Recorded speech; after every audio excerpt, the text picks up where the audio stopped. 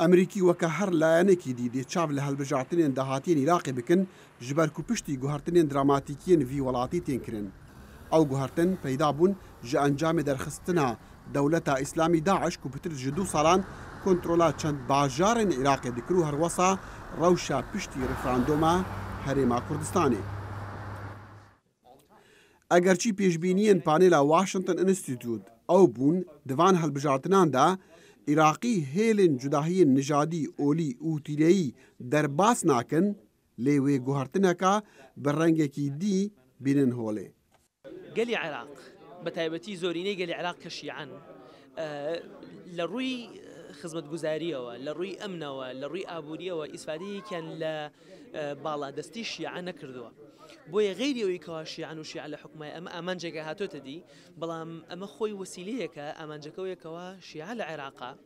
خۆش بژی خۆشگوزران بژی خەدەماتی هەبێ ئەمەیان نبینیوە بۆیە ئێستا ینی شارە شیعیەکان دەنگدەری شیعە لە عێراقا ئەویش داوای گۆڕان خوازیەکە ئەویش داوای چاکسازیەکە ئەویش داوای دژایەتی گەندەڵیەکە هەروکو چۆن لە کوردستان دەنگدەری کورد داوای دژایەتی گەندەڵیەکە هەروکو چۆن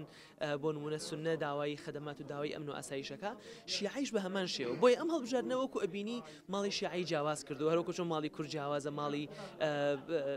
سوننەش جیاواز ئێمە 7000 کەسمان هەیە کە شەڕەکەن لەسەر 300 و ئەوەندە کورسی بۆیە ئەمە لەلایەکەوە فەوزایەکی پێوە دیارە بەس خاڵە ئیجابیەکە بەڕای من ئەوەیەکەوە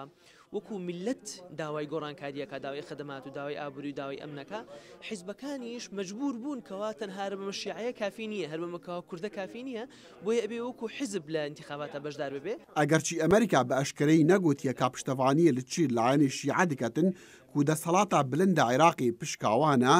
لێگەلک شارەزا باوەڕ دکن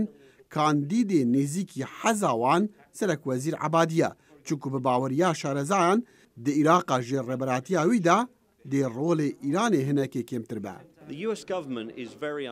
Gelek dûre hikûmeta Amerîka piştevaniya ebadî bike. Li şûna hindê hikûmeta Amerîka dê giraniyê dante ser pirêveçûna hilbijartineka azad û rewa û pêra dê piştevaniya eşkere li kandîdekê bike ku niyaza rîforman hebe û heza damezrandina hêzeka ewlehiyê hebe û Iraqê bêlayen bihêle di kêşew nakokiyên herêmê de.